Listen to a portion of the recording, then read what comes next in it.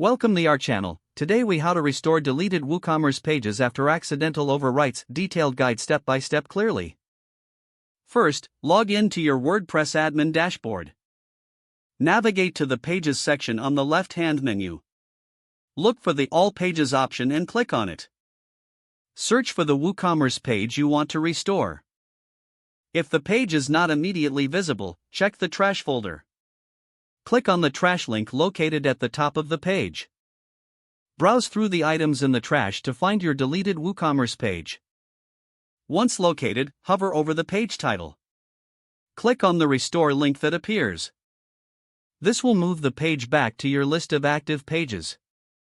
Next, return to the All Pages section to confirm the page is restored.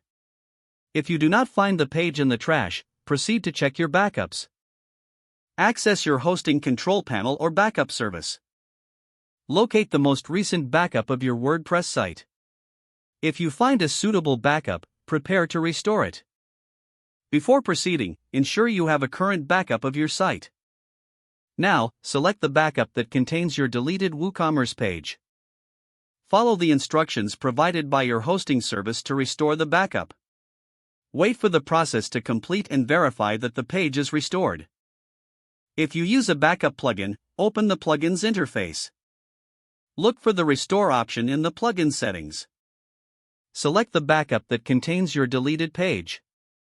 Initiate the restore process and follow any prompts provided.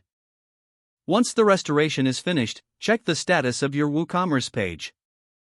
If you are still unable to locate the page, consider using revisions. Open the restored page in the WordPress editor.